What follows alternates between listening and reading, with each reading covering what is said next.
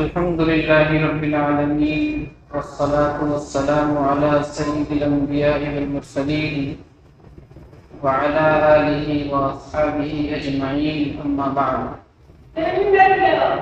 فأعوذ بالله من الشيطان الرجيم بسم الله الرحمن الرحيم ولا تحسبن الله غافلا عما يعمل الظالمون إنما يؤخرهم ليوم تشخص فيه الأبصار صدق الله العظيم. وقال النبي صلى الله عليه وسلم اتق دعوة المظلوم فإنها ليس بينها وبين الله حجاب أو كما قال عليه الصلاة والسلام. میرے محترم بزرگوں اور عزیز دینی بھائیوں، اس وقت ہمارے ملک کی جو موجودہ صورتحال ہے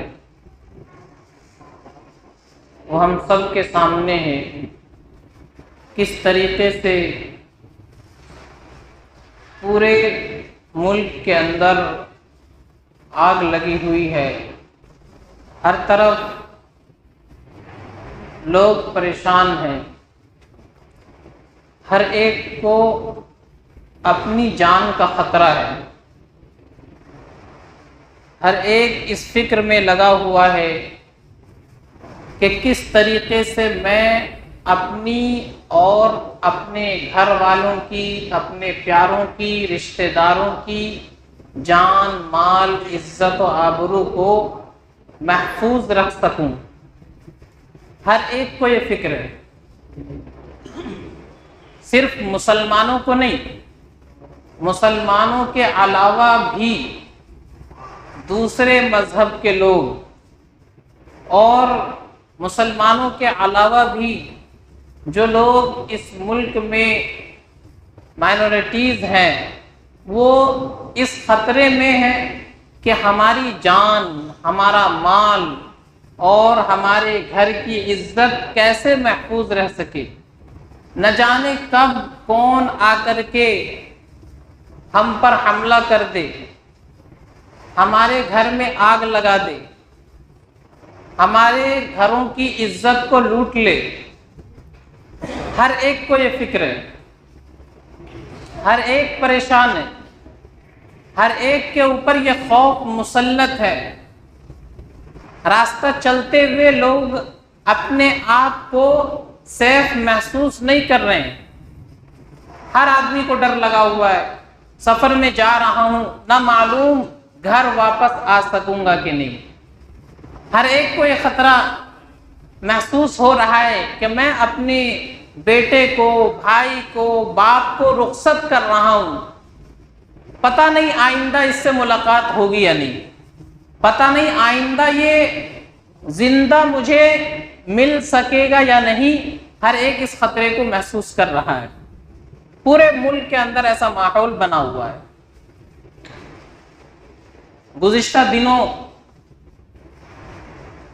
ہم نے، آپ نے خبریں دیکھی ہوں گی کہ ملک کے اندر کیسی کیسی صورتحال پیش آ رہی ہیں، کیا کیا واقعات اور حادثات پیش آ رہے ہیں.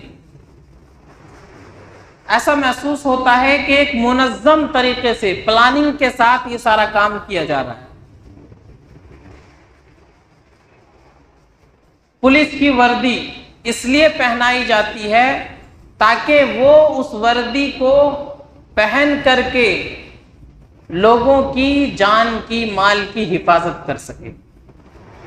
جب پولیس کی وردی دی جاتی ہے تو اس وقت حلف لیا جاتا ہے، اس وقت قسم کھلائی جاتی ہے کہ میں اپنی جان پر کھیل کر کے اس وردی کا سمان کروں گا، اس وردی کی لاج رکھوں گا اور اپنا سب کچھ اس وطن کی اور اس وطن میں رہنے والے لوگوں کی حفاظت کے لیے قربان کر دوں گا. یہ حلف لیا جاتا ہے. جب بھی کسی کو کوئی سرکاری عہدہ دیا جاتا ہے تو اس سے پہلے حلف لیا جاتا ہے، یعنی وہ قسم کھاتا ہے اور وہ اس بات کا وعدہ کرتا ہے کہ مجھے جو یہ ذمہ داری دی جا رہی ہے میں ہر حال میں اس ذمہ داری کو نبھاؤں گا، پورا کروں گا۔ تو جو پولیس کی وردی دی جاتی ہے اس وقت بھی یہ حلف لیا جاتا ہے، لیکن ہم نے پچھلے ہفتے چند دنوں پہلے دیکھا کہ ایک پولیس کی وردی والا جس نے یہ حلف لیا ہوگا وردی پہنتے وقت، جسے لوگوں کی حفاظت کے لیے رکھا گیا ہے، جسے ریوالور اس لیے دیا گیا کہ وہ اس سے لوگوں کی جان کو، مال کو ڈاکوؤں سے بچا سکے، لٹیروں سے بچا سکے، چور اچکوں سے بچا سکے، لیکن ہم نے دیکھا اور ساری دنیا میں خبر پھیلی کہ وہی جس کو محافظ بنایا گیا، جس کو حفاظت کے لیے رکھا گیا، وہی مسافروں کی جان لے رہا ہے۔ اسی نے اپنی اس سرکاری ریوالور سے مسافروں پر نشانہ باندھا، 4 لوگوں کی جان لے لی، جس میں خود اس کا سینئر بھی تھا، اور اس کے علاوہ 3 لوگ وہ داڑھی اور ٹوپی والے مسلمان تھے۔ چن چن کر کے مسلمان پر گولی چلائی، اور ریل کے صرف ایک ڈبے میں نہیں، ریل کے الگ الگ کوچ میں جا کر کے، الگ الگ بوگی اور ڈبے میں جا کر کے اس نے گولی چلائی۔ جو مرنے والے ہیں ان کی پہچان داڑھی سے اور ٹوپی سے ہو رہی ہے۔ جب اس نے کانڈ کر دیا، اس کے بعد اس کو پکڑا گیا، گرفتار کیا گیا، تو اب اس کو بچانے کی کوشش کی جا رہی ہے۔ بچانے کی کوشش کی جا رہی ہے کہ وہ ذہنی طور پر مریض تھا، اس کا دماغ خراب تھا، سنکی تھا، دماغ اس کا کام نہیں کرتا تھا، بہت زیادہ غصے والا تھا، مشتعل مزاج تھا، اپنے سینئر کی بات بھی نہیں مانتا تھا۔ اس طرح کی بات بنا کر کے اس کو بچانے کی کوشش کی جا رہی ہے، اور اس نے جو اتنا بڑا جرم کیا ہے اس کو ہلکا کرنے کی کوشش کی جا رہی ہے۔ اس کو بچانے کی کوشش کیوں کی جا رہی ہے؟ اس لیے کہ اس نے جب قتل کیا، گولی چلائی، تو اس نے نام بتایا ان لوگوں کا جن سے وہ محبت کرتا ہے، نام بتایا ان لوگوں کا جن کے نام پر اس نے یہ کام کیا، کھلے عام اس نے نام لیا،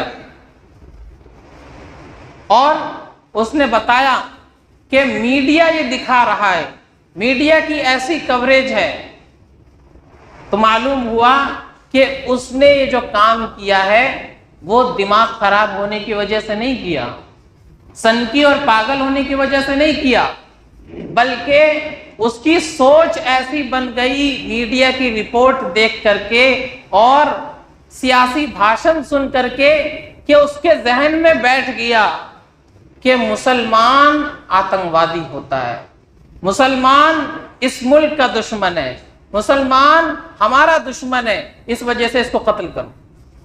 میڈیا میں اس کو ایسا دکھایا گیا، اور سیاسی بھاشن میں اس نے ایسا سنا، جس کی وجہ سے اس نے کام کیا۔ اب اس کو چھپانے کی کوشش کی جا رہی ہے، اس کو بچانے کی کوشش کی جا رہی ہے کہ وہ بیمار تھا۔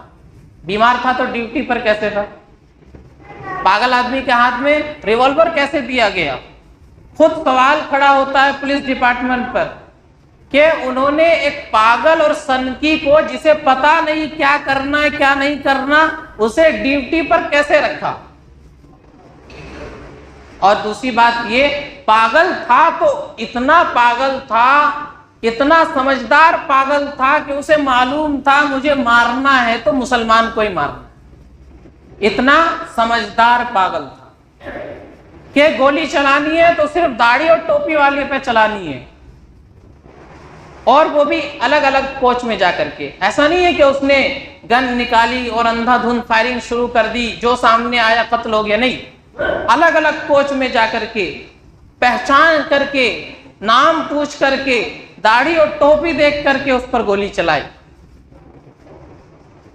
ابھی تک اس کے خلاف کوئی کارروائی نہیں، بلکہ اور اس کو بچانے کی کوشش کی جا رہی، کیونکہ اس نے اپنے نیتاؤں کا نام لیا جن سے محبت کرتا ہے، جن کے کہنے پر اور جن کے بھاشن سن کر کے اور میڈیا کوریج دیکھ کر کے اس نے ایک کام کیا، اس وجہ سے اب اس کو بچایا جا رہا ہے۔ تو ایک تو یہ واقعہ پیش آیا کہ جو ملک کی حفاظت کے لیے، جو لوگوں کی حفاظت کے لیے ہیں، جن کو اس ملک میں وردی اس لیے دی گئی کہ وہ لوگوں کی، ریل کے اندر مسافروں کی حفاظت کرے، کوئی چور ان کا مال نہ چرا لے، کوئی ڈاکو ان کا مال نہ لوٹ لے، ان کی جان کو کوئی خطرہ نہ ہو، اس وجہ سے ان کو رکھا گیا، وہی محافظ ان کے قاتل بن گئے۔ اس کے بعد ملک کے اندر ہم دیکھیں تو جگہ جگہ پر فساد ہو رہے ہیں، جگہ جگہ پر منصوبہ بند طریقے سے ایک پلاننگ کے ساتھ فساد ہو رہا ہے۔ کہیں پر مسجدوں پر حملہ ہو رہا ہے، کہیں گھروں اور دکانوں میں آگ لگائی جا رہی ہے، کہیں کسی بھی معصوم آدمی کو پکڑ کر موت کے گھاٹ اتار دیا جاتا ہے، کہیں پر عورتوں کی عزتیں محفوظ نہیں ہیں۔ یہ سارا ہمارے ملک کے اندر ہو رہا ہے۔ اس کی وجہ کیا ہے؟ اس کے پیچھے کیا پلاننگ ہے؟ دو باتیں ہو سکتی ہے، یا تو یہ کسی آنے والی پلاننگ کی طرف اشارہ ہے کہ آنے والا وقت اس سے بھی زیادہ خطرناک ہو سکتا ہے، یا تو یہ اشارہ ہے کہ اب جو آنے والے دن ہیں، آنے والا وقت ہے، وہ اس سے بھی زیادہ خطرناک ہو سکتا ہے، یا دوسری بات یہ کہ یہ اس چیز کا نتیجہ ہے جو 7-8 سالوں میں میڈیا نے دکھایا، جو بیج اس ملک کے نوجوانوں کے ذہنوں میں بھر دیا گیا، جو زہر ان کے اندر ڈال دیا گیا، آج اس کا نتیجہ اور اس کا رزلٹ سامنے آ رہا ہے۔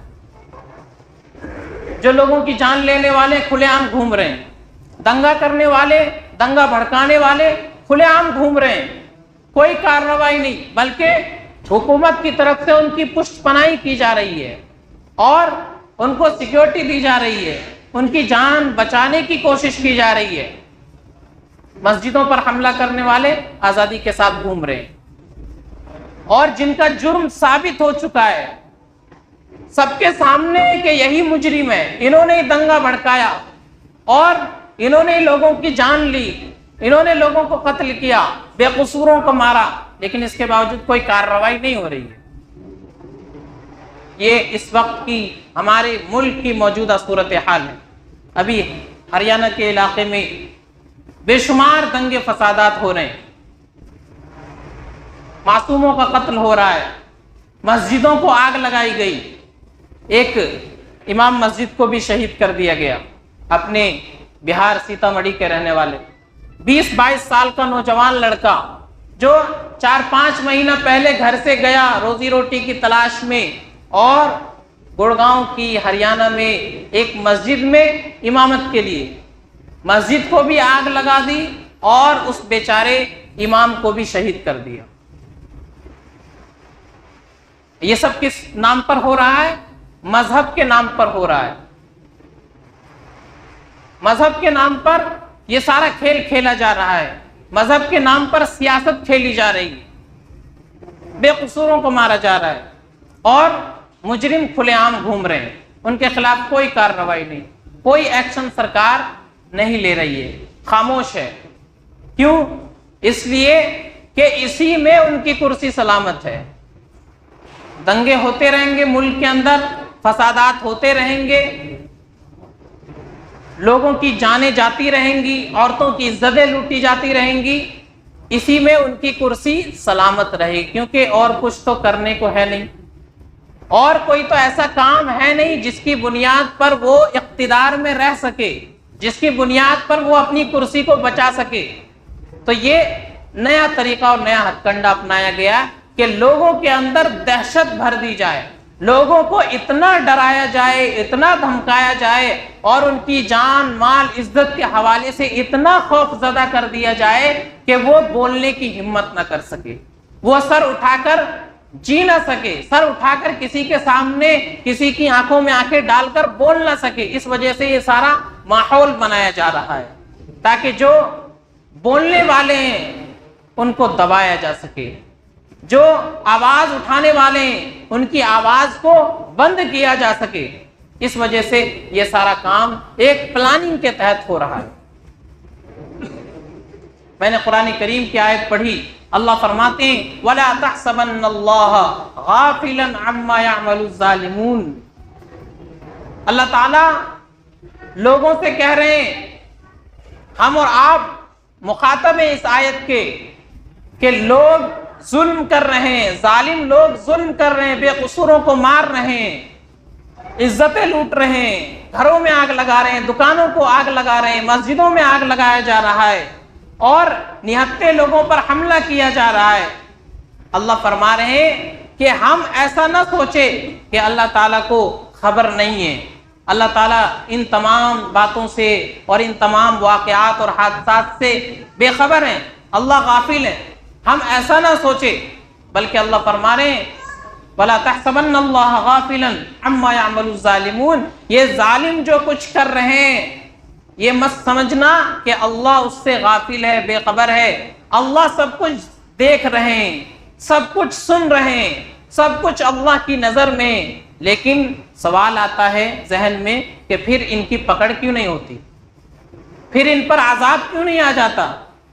جس طرح اللہ نے پہلوں کو عذاب دیا, ان پر عذاب کیوں نہیں آ پڑتا؟ تو اللہ فرما رہے انما یؤخرہم لیوم تشخص فیہ الابصار, کہ اللہ تعالیٰ ان کو ابھی ڈھیل دے رہے ہیں, ان کو مہلت مل رہی ہے. اللہ مہلت دے رہے ہیں اس دن تک جس دن جب ان کا انجام سامنے آئے گا اور یہ اپنے ظلم کا انجام دیکھیں گے تو آنکھیں ان کی پھٹی کی پھٹی رہ جائیں گی کہ آج یہ ہمارے ساتھ کیا ہو رہا ہے. اللہ تعالیٰ مہلت دے رہے ہیں.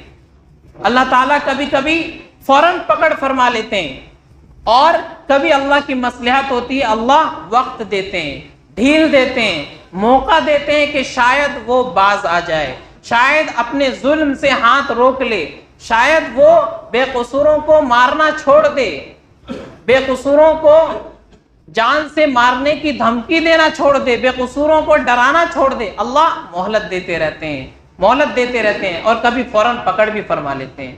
تو ہم یہ سوچ رہے ہیں کہ اتنا ظلم ہو رہا ہے اور بے قصوروں کو مارا جا رہا ہے, مسجدوں کو آگ لگائی جا رہی ہے, عبادت خانے محفوظ نہیں ہے, لوگوں کے گھر دکان محفوظ نہیں ہے, عورتوں کی عزتیں محفوظ نہیں ہیں. ہم سمجھ رہے ہیں کہ شاید اللہ بے خبر ہے. ایسا نہیں ہے, اللہ کو سب چیز کی خبر ہے اور اللہ چاہے تو ابھی کے ابھی ان کو ختم کر سکتے ہیں, ان پر عذاب آ سکتا ہے, لیکن اللہ ان کو مہلت دے رہے. لیکن یہ مہلت زیادہ دنوں تک چلنے والی نہیں ہے. بزرگوں نے کہا, علماء نے لکھا کہ کوئی بھی ملک کفر کے ساتھ, شرک کے ساتھ چل سکتا ہے. اللہ تعالیٰ کفر اور شرک کی سزا اتنی جلدی نہیں دیتے, اتنی جلدی پکڑ نہیں فرماتے. اور کفر اور شرک کے ساتھ دنیا چل رہی ہے. دنیا میں اللہ کے ماننے والے جتنے ہیں اس سے زیادہ اللہ کو نہ ماننے والے لوگ موجود ہیں. جتنے اللہ کا اقرار کرنے والے اس سے زیادہ اللہ کا انکار کرنے والے لوگ دنیا میں موجود ہیں, لیکن اس کے باوجود دنیا چل رہی ہے. بہت سارے ملک ایسے ہیں کہ جہاں کوئی بھی اللہ کا ماننے والا نہیں, لیکن وہ ملک چل رہا ہے. تو کفر اور شرک کے ساتھ کوئی بھی حکومت, کوئی بھی ملک چل سکتا ہے, لیکن ظلم کے ساتھ کوئی بھی حکومت نہیں چل سکتی ہے, ظلم کے ساتھ کوئی بھی ملک نہیں چل سکتا ہے. جب ظلم حد سے زیادہ بڑھ جاتا ہے تو پھر اللہ کی پکڑ آ جاتی ہے. فرعون اپنے آپ کو خدا کہا کرتا تھا, خدائی کا دعویٰ کرتا تھا, لوگوں کو مجبور کرتا تھا وہ اس کے سامنے جھکے, اس کو سجدہ کرے, لیکن اللہ نے اس کی پکڑ نہیں کی. حالانکہ اس کی سزا جو اس کو آخرت میں ملنی ہے ملے گی. اللہ نے فوراً پکڑ نہیں فرمائی, لیکن جب اس نے بنی اسرائیل پر ظلم کرنا شروع کیا, ان کے بچوں کو قتل کرنا شروع کیا, عورتوں کو نوکرانی بنانا شروع کر دیا اور ان کی جان مال عزت و آبرو کے ساتھ کھلواڑ کرنا شروع کر دیا, تو پھر اللہ کی پکڑ آئی اور اللہ نے ایسا عبرتناک انجام دیا کہ آج تک ساری دنیا اس کی لاش کو دیکھ کر کے عبرت حاصل کر رہی. جب اس نے ظلم شروع کیا فوراً اللہ کی پکڑ آ گئی. تو کفر اور شرک کے ساتھ کوئی ملک، کوئی حکومت چل سکتی ہے، قائم رہ سکتی ہے، لیکن ظلم کے ساتھ قائم نہیں رہ سکتی۔ ظلم یہ بہت ہی خطرناک جرم ہے اللہ کے نزدیک۔ نبی پاک صلی اللہ علیہ وسلم نے فرمایا اتقی دعوت المظلوم، کہ مظلوم کی بد دعا سے بچو، مظلوم کی آہ سے بچو، فإنها ليس بينها وبين الله حجاب، اس لیے کہ مظلوم کی بد دعا اور اللہ کے درمیان کوئی پردہ نہیں ہوتا ہے۔ جب مظلوم کے دل سے آہ نکلتی ہے اور اس کے دل سے بد دعا نکلتی ہے تو فوراً وہ عرش پر پہنچتی ہے، اللہ کے ہاں قبول ہوتی ہے، اور اس مظلوم کی بد دعا کی وجہ سے اور اس کی آہ کی وجہ سے ظالم تباہ و برباد ہو جاتا ہے۔ مظلوم کی بد دعا سے بچو، نبی پاک صلی اللہ علیہ وسلم کا فرمان۔ کسی پر ظلم مت کرو، کسی کے ساتھ ناانصافی مت کرو۔ اگر اس نے بد دعا دے دی، اس کے دل سے آہ نکل گئی تو تم زیادہ دن تک قائم نہیں رہ سکتے، تمہاری کرسی خطرے میں پڑ جائے گی، تمہارے اوپر ایسا وبال اور اللہ کا عذاب آئے گا کہ تمہاری نسلیں یاد رکھیں گی۔ مظلوم کی بد دعا سے بچو۔ آج پورے ملک کے اندر ایسی صورتحال بنا دی گئی کہ کوئی بھی آدمی سفر کر رہا ہے، اس کو یہ یقین نہیں ہوتا کہ میری جان محفوظ ہے، میرا مال محفوظ ہے، میرے گھر والوں کی عزتیں محفوظ ہے۔ ہر آدمی ڈر کے ساتھ سفر کر رہا ہے، ڈر کے ساتھ کسی کام کے لیے باہر جا رہا ہے، اس کو خطرہ ہے، پتہ نہیں میں واپس آ سکوں گا یا نہیں آ سکوں گا۔ جگہ جگہ فسادات ہو رہے ہیں۔ منی پور کا واقعہ پیش آیا، عورتوں کی عزتیں لوٹی گئی۔ ایک خاص سماج اور برادری کے 2 لڑکیوں کو پورا ننگا کر کے، جسم پر کوئی کپڑا نہیں، ایک بڑی بھیڑ نے اس کو گھمایا، اس کی بے عزتی کی، اس کی عزت کو لوٹ لیا، تار تار کر دیا۔ پوری دنیا کے اندر یہ ویڈیو وائرل ہوئی اور ساری دنیا نے اس ملک کے اوپر تھوکا، اس ملک کے لوگوں پر تھوکا کہ ایک ایسا ملک ہے جہاں پر عورتوں کی عزتیں محفوظ نہیں ہیں۔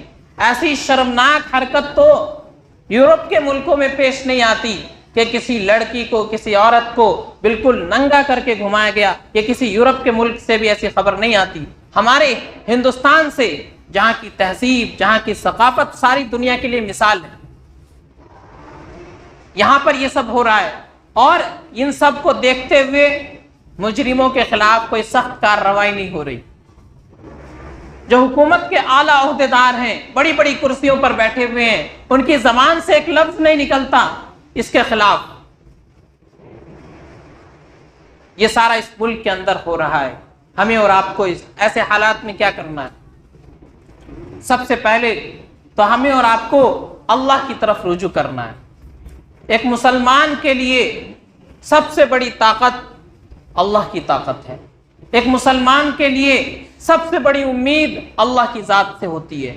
تو سب سے پہلے کوئی بھی مصیبت آئے، کوئی پریشانی آئے، ہمارے اوپر ظلم ہو، فساد ہو، سب سے پہلی نظر ہماری اللہ پر ہونی چاہیے کہ ہم اللہ کی طرف رجوع کریں، اپنی جو زندگی گناہوں بھری ہم گزار رہے ہیں اس سے توبہ کریں، اپنے گناہوں سے باز آ جائیں، اللہ سے اپنا تعلق مضبوط کر لیں۔ لیکن ہم اور آپ اچھی طرح جانتے ہیں اتنا سب کچھ ہونے کے باوجود بھی مسلمان سنبھل نہیں رہے۔ آئے دن ہمارے اوپر حملے ہو رہے ہیں، ہماری مسجدوں پر حملے، مدرسوں پر حملے، ہماری عزتوں پر حملے، ہماری جانیں محفوظ نہیں، ہمارا مال محفوظ نہیں، عزت محفوظ نہیں۔ اس کے باوجود ہم کتنا اللہ کی طرف رجوع کر رہے ہیں، کتنا ہم نے اپنا رشتہ اپنے دین سے، اپنے نبی سے قائم کیا، ذرا سوچیں، غور کریں۔ ہماری مسجدیں جلائی جا رہی ہیں، اس کے باوجود ہم اپنی مسجدوں کو آباد کرنے کے لیے تیار نہیں۔ یہ سب کچھ دیکھ کر کے مسجدوں کے اندر کتنے نمازی بڑھ گئے، گھٹتے ہوئے نظر آ رہے ہیں، بڑھتے ہوئے تو نظر نہیں آ رہے۔ اس کے باوجود ہماری مسجدیں خالی ہیں، اس کے باوجود ہم اپنے مدرسوں کو مضبوط نہیں کر رہے، اس کے باوجود ہم اپنے دین سے رشتہ مضبوط نہیں کر رہے ہیں۔ ان تمام حالات کو دیکھتے ہوئے بھی ہم اللہ کی طرف رجوع نہیں کر رہے ہیں، وہی اپنی مستی والی زندگی گزار رہے ہیں. بس صبح سے شام تک یہی فکر ہے کہ ابھی کیا کھانا ہے، اب کھا لیا تو شام میں کیا کھانا ہے، شام میں کھا لیا تو کل کیا کھانا ہے، آج پہن لیا تو کل کیا پہننا ہے. بس اسی فکر میں ہماری زندگی گزر رہی ہے. ہم اس کے باوجود بھی اللہ کی طرف لوٹ نہیں رہے ہیں، اپنی مسجدوں کو آباد نہیں کر رہے ہیں، اپنے دین سے اپنا رشتہ مضبوط نہیں کر رہے ہیں، اپنے ایمان کی طرف ہماری نظر نہیں ہے، اپنے اعمال پر ہماری نظر نہیں ہے. نبی پاک صلی اللہ علیہ وسلم جب بھی کوئی مصیبت آتی تھی فوراً اللہ کی طرف رجوع کرتے تھے، نماز کی طرف رجوع کرتے تھے. اور ہم پر مصیبتوں کے پہاڑ ٹوٹ رہے ہیں، اس کے باوجود ہم مسجد آنے کو تیار نہیں. اعمالکم عمالکم، فرمایا تمہارے اعمال ہی تمہارے حکمراں ہیں، یعنی تمہارے اعمال جیسے ہوں گے اسی اعتبار سے تمہارے اوپر اللہ حاکم مسلط کر دیتا ہے. اگر تمہارے اعمال اچھے ہوں گے اور تم سچے پکے مسلمان ہوگے، اللہ سے تمہارا رشتہ مضبوط ہوگا، اپنے نبی سے تمہارا رشتہ مضبوط ہوگا، اپنے دین سے تمہارا رشتہ مضبوط ہوگا، تو اللہ تمہارے اوپر ایسے حکمراں مسلط کرے گا کہ جو تمہارے خیر خواہ ہوں گے. اور اگر تم اللہ سے غداری کرو گے، اپنے دین سے غداری کرو گے، اپنے نبی سے غداری کرو گے، تو پھر اللہ تمہارے اوپر ایسے حکمراں مسلط کرے گا کہ جو تمہاری جڑوں کو کاٹ دے گا، جو تمہارے اوپر ظلم ڈھائے گا، تمہاری عزتیں، تمہارا مال، تمہاری جان کچھ بھی محفوظ نہیں رہے گا. تو جیسے ہمارے اعمال ہوں گے ویسے ہمارے عمال یعنی حکمراں ہوں گے. ہم چاہتے ہیں کہ ہمارے اوپر ابو بکر و عمر جیسا حکمران ہو، ابو بکر و عمر جیسا حاکم ہمارا ہو، عمر جیسا عدل و انصاف قائم کرنے والا ہو، کہ جس کی حکومت میں کبھی کسی کے ساتھ ظلم نہیں ہوتا تھا، جس کی حکومت میں کبھی کوئی مجرم بچ نہیں سکتا تھا، جس کی حکومت میں کوئی کسی کے ساتھ ناانصافی نہیں کر سکتا تھا. ہم چاہتے ہیں کہ ہمارا حاکم، ہمارا لیڈر ایسا ہو. اور ہم کام کیسے کر رہے ہیں؟ ابو جہل والے، ابو لہب والے. اگر ہمیں عمر جیسا، ابو بکر جیسا، عثمان جیسا، علی جیسا حاکم چاہیے، حکمراں اور لیڈر چاہیے، تو کام بھی ہمیں ابو ہریرہ جیسا کرنے پڑیں گے، کام بھی ہمیں عبداللہ ابن عباس جیسے کرنے ہوں گے. تو ہم چاہتے ہیں حکمراں ہمارا نیک ہو، انصاف پسند ہو، عادل ہو. اور کام ہم کیسے کریں؟ کام ہم کریں مجرموں والے، کام ہم کریں ناانصافی والے، تو ایسا نہیں ہو سکتا. ہم جیسے کام کریں گے، جیسے اعمال کریں گے، اسی کے مطابق اللہ ہمارے اوپر حاکم مسلط فرما دیتا ہے. یہ اللہ کا قانون ہے. تو سب سے پہلے ان تمام حالات میں ہمیں اللہ کی طرف رجوع کرنا ہے، اپنے اللہ سے، اپنے نبی سے، اپنے دین سے اپنے رشتے کو مضبوط کرنا ہے، اپنی مسجدوں کو آباد کرنا ہے، اپنے ایمان پر، اعمال پر نظر رکھنی ہے، اسلامی احکام کے مطابق اپنی زندگی گزارنے کی کوشش کرنی ہے. سب سے پہلا کام تو یہ. اور دوسرا کام یہ کہ جو ظلم ہو رہا ہے، چاہے وہ ظلم مسلمانوں کے ساتھ ہو یا اس ملک میں رہنے والے کسی دوسرے طبقے کے ساتھ ہو، ہمیں اس ظلم کے خلاف آواز اٹھانی ہے. ہم جس طریقے سے آواز اٹھا سکتے ہوں، ہمیں بولنا آتا ہے ہم اس ظلم کے خلاف بولیں، ہمیں لکھنا آتا ہے ہم اس ظلم کے خلاف لکھیں، ہم سوشل میڈیا استعمال کر رہے ہیں اس ظلم کے خلاف ہم سوشل میڈیا پر لکھیں، بولیں. یہ جتنا ہمارے بس میں ہے اس ظلم کے خلاف آواز اٹھانا، ہم کم سے کم اپنا کام تو کریں، اپنی ذمہ داری تو پورا کریں.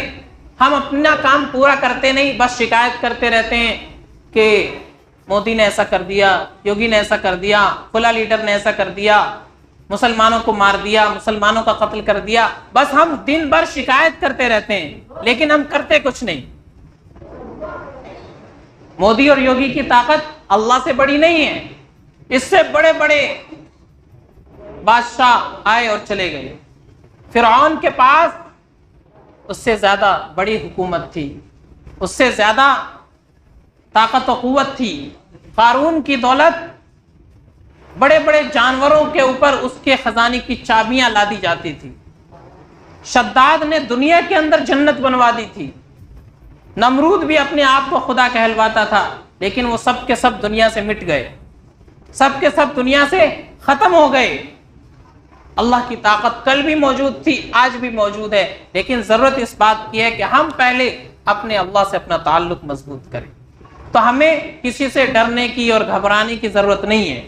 مسلمان ڈرتا نہیں ہے، کیوں؟ مسلمان کی نظر اللہ پر ہوتی ہے، مسلمان کی امید اللہ سے ہوتی ہے، مسلمان کسی دنیاوی لیڈر سے، حاکم سے امید نہیں رکھتا، اسی لیے ڈرتا بھی نہیں ہے۔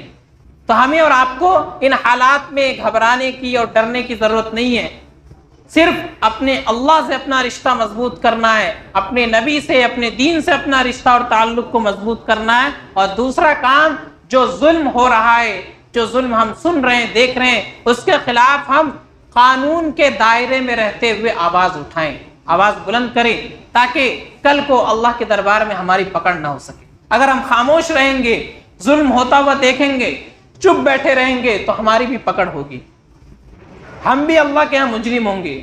کوئی آدمی ظلم کرتا نہیں ہے لیکن ظلم کو دیکھ کر کے چپ رہتا ہے تو وہ بھی ظالم کا ساتھ دینے والا سمجھا جاتا ہے۔ تو ہمارے سامنے ظلم ہو رہا ہے، ہم اس کے خلاف کچھ کر نہیں سکتے، بول تو سکتے ہیں، لکھ تو سکتے ہیں، تو یہ ہمارا کام ہے، ہم اس کام کو کریں، اپنے اللہ سے اپنا رشتہ، اپنے دین سے، نبی سے اپنا رشتہ مضبوط کریں، اور جو ظلم ہو رہا ہے اس ظلم کے خلاف ہم بولیں، اس ظلم کے خلاف لکھنا جانتے ہیں ہم لکھیں، اور قانون کے دائرے میں رہتے ہوئے اس کے خلاف اپنا احتجاج درج کرائیں۔ انشاءاللہ ثم انشاءاللہ یہ حالات ہیں، اس سے پہلے بڑے بڑے حالات آئے ہیں، سب چلے گئے، یہ حالات ہیں، انشاءاللہ یہ دن بھی چلے جائیں گے، یہ وقت بھی گزر جائے گا، لیکن ہم اور آپ جو ہمارے ذمہ کام ہے اس کام کو کریں۔ سب سے پہلے اپنے اندر سے ڈر اور خوف کو نکالیں۔ ڈر اور خوف، ایک مسلمان بزدل نہیں ہو سکتا، ایک مسلمان کسی غیر سے ڈر نہیں سکتا، تو اپنے دل سے ڈر اور خوف کو نکالے، اپنے حوصلے کو بلند رکھے، اپنی ہمت کو بلند رکھے، اور اپنے اللہ سے اپنا تعلق مضبوط کرے، اور یہ جو ظلم ہو رہا ہے اس ظلم کے خلاف آواز اٹھائیں۔ انشاءاللہ یہ حالات ہیں، یہ حالات بھی ٹل جائیں گے، یہ حالات بھی ختم ہو جائیں گے، پھر سے اللہ تبارک و تعالیٰ کی طرف سے مدد آئے گی، لیکن اس کے لیے ہمیں وہ اعمال کرنے ہوں گے جس پر اللہ کی مدد آتی ہے۔ ہم کام تو اللہ کی نافرمانی والے کریں، اپنے دین کے خلاف کریں اور اپنی نبی کی سنتوں کے خلاف کریں، اور ہم چاہیں کہ ہم پر اللہ کی مدد ہو، ایسا نہیں ہوتا ہے۔ ہم کام کریں اللہ کی مدد والے، انشاءاللہ اللہ کی مدد آئے گی۔ اللہ کی طاقت و قوت میں کوئی فرق نہیں پڑا، ایسا نہیں ہے کہ اللہ تعالیٰ پہلے زیادہ طاقتور تھے اور نعوذ باللہ اب کمی آ گئی، ایسا نہیں ہے، اللہ کی طاقت آج بھی وہی ہے۔ ہمیں اور آپ کو چاہیے کہ ہم اپنے اللہ سے اپنا رشتہ مضبوط کریں۔ ہم جب اللہ سے تعلق قائم کریں گے تبھی ہمارے ساتھ اللہ کی مدد ہوگی۔ دعا ہے اللہ تعالیٰ ہمارے ملک کی جو موجودہ صورتحال ہے اس کو ختم فرمائے، ہمارے ملک میں اللہ امن و امان قائم فرمائے، اور جو لوگ اس ملک کے امن و امان کے خلاف منصوبہ بنا رہے ہیں اللہ ان کے منصوبوں کو نیست و نابود فرمائے۔ اللہ تعالیٰ ہمیں عمل سمجھ کی توفیق عطا فرمائے۔ وآخر دعوانا الحمدللہ رب العالمین۔